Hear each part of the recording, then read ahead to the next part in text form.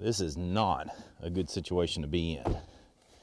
What happens? You slide off the side of a road, run into a tree, off the interstate and hit a guardrail or go over an embankment, and the temperature like they are right now, 15 degrees. Do you have in your car what you need to be able to take care of yourself? That's what I'm going to be going over with you today. I'm Craig Cottle from Nature Reliance School. Hopefully you found the piece that we put together for Joe's blog to be both informative and helpful. However, there may be some questions about the individual items in that kit. So what I want to do is throw the tailgate down on the truck. We'll lay everything out on it. We'll talk about the pieces and parts that are in that kit in hopes that you can put your own together so you and yours can be safe. First thing we need to consider is how are we going to carry this equipment that we need around. Now typically I carry mine in a tool bag because I've got tools in there as well, hammers and stuff for a chainsaw and any number of things you might use on a farm. However, what I would recommend to you if you don't need something of this nature is to use a no gym bag. And the reason I say that is because we want to be able to have this bag and just leave it in our vehicle and not be concerned with it. We can adequately put this in our vehicle, and someone that's going to come by and look in and possibly steal something before we actually need all this equipment is going to see a gym bag. What's that got in it? A jock strap, a dirty t-shirt, sweaty shoes, or something of that nature. So they're going to avoid something of this nature. So an old gym bag for this equipment is a really good choice. The first things we're going to take a look at are those that surround the idea of personal safety. And I want to accent again, as I did in the blog, the idea of telling someone where you're going and when you expect to return. I cannot emphasize that enough for you. That way, if you do not show up at your destination at the appropriate time, someone can get help to you as soon as possible. Beyond that, jumper cables. Simple device, they don't take up much space. If somebody comes by and you're stranded, you can get them to jump you or you can help jump someone else. Secondly, and I don't have this with me right now because I used it last week, but a can of Fix-A-Flat. You go off on the side of the road or you're on the side of the road due to a flat, you've got just a nail in there and your tire's low, Fix-A-Flat, pump you up, get you out of the situation that you need to get out of. Beyond that, first aid. I have a big first aid kit that I always keep in my truck. I've had some advanced wilderness and remote first aid training, and so I have a lot of items in there that I can use. But remember the things I put in the blog piece. I've got in this little bitty kit, I've got 4x4 gauze, I got an Israeli bandage, I got a tourniquet, I got chest seal, chest decomp needle, plenty of duct tape, road gauze, and so I've got basically everything I need in this small little container right here. And last but not least, a radio.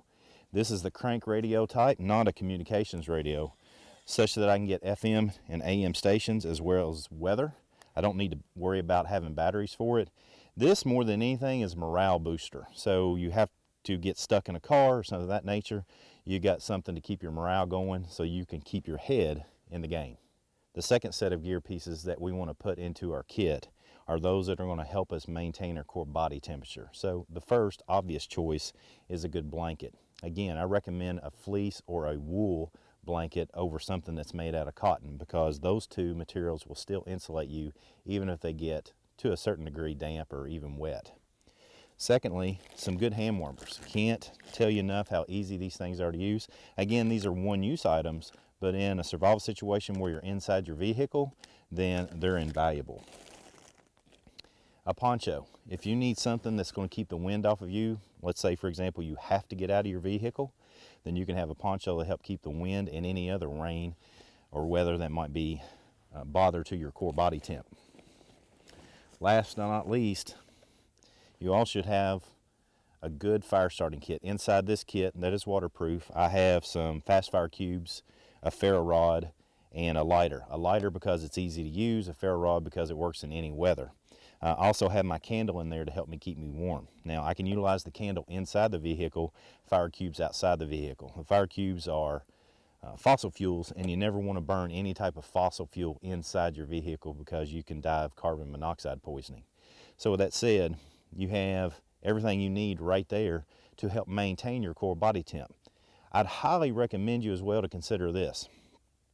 In that bag, have a pair of shoes that are comfortable for you to walk in. So a lot of people run into the situation where they go to and from work and they don't have any other clothes in their vehicle. So in a survival situation, you go off the side of the road and you've got this car kit, have a pair of shoes in there or at least a good pair of socks that you can put on and even put your dress shoes back on over top of them so that you can help keep your feet warm. The next set of items we're going to have in our kit are the things that are going to help us stay hydrated.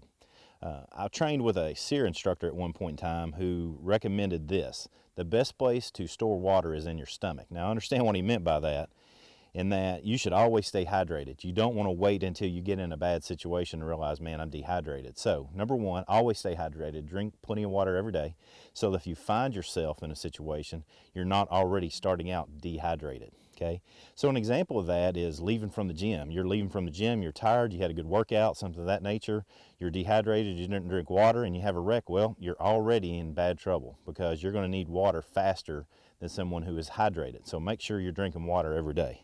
Beyond that, what we can do, always have a water bottle. You can have a Nalgene bottle or a Clean Canteen bottle, something of that nature that holds a fair amount of water. And I always try to have a cup that nests on it so that it does not take up much more space. I can always boil in this as well. You can also easily have just a simple jug of water that you can keep in there, or bottles of water. Bottles of water, smaller bottles of water, obviously are going to pack easier, but you could have this in there. And then beyond that, some sort of decontamination device. This happens to be a Sawyer Mini simply because it takes up very little space. It can decontaminate up to 100,000 gallons of water, so I highly recommend this water filter.